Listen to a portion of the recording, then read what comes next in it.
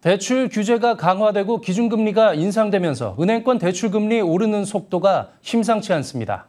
반면 은행들이 예금금리 인상엔 미온적이어서 경기는 여전히 안 좋은데 은행들 주머니만 두둑해지고 있다는 지적이 나옵니다. 임지희 기자입니다. 은행권 신용대출금리가 연 4% 선을 위협하고 있습니다. 지난 7월 기준으로 3.89%, 1년 새 1%포인트 가까이 뛰어 무서운 상승세입니다. 주택담보대출 금리는 0.36%포인트 오른 2.81%를 기록해 2년 2개월 만에 최고입니다.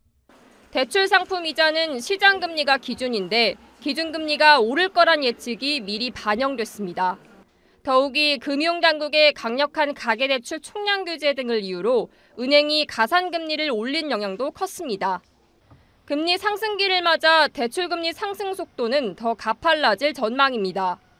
대출이 예금보다 변동금리 상품 비중이 높아 기준금리에 민감하게 반응하기 때문입니다. 반면 예적금 등 수신금리 인상 속도는 지지부진합니다. 은행 정기예금 평균금리는 지난해 7월 0.8%에서 1년 동안 0.11%포인트 오르는 데 그쳤습니다. 줄곧 0%대에 머문 건데 대출금리와 비교하면 턱없이 낮은 인상폭입니다. 대출금리와 예금금리 차이인 예대마진이 클수록 은행 수익은 늘어납니다. 가계빚이 1,800조 원에 육박하는데 은행은 이자 장사로 수익을 챙긴다는 지적이 나오는 이유입니다. 실제 은행의 수익성을 나타낸 지표인 순이자 마진은 올해 들어 꾸준히 올랐습니다.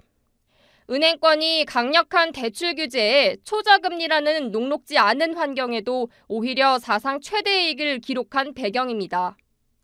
금리가 높으면 높을수록 예대마진을 넓힐 공간은 커지는 거잖아요. 이익을 올리려고 이렇게 했다라고 하는 게 사실은 뭐 맞는 거죠. 아무래도 대출이 또 이게 축소가 되면은 뭐 수익 기반이 좀 줄어드는 거니까 또 그런 거를 메꾸려고 하는 측면도 있는 것 같아요. 연내 기준금리가 더 오를 가능성이 높아 대출 이자 부담은 커졌는데 빡빡해진 가계 사정에 은행들은 이속을 챙기고 있다는 비판을 면하기 어려워 보입니다. 머니투데이 방송 임지희입니다.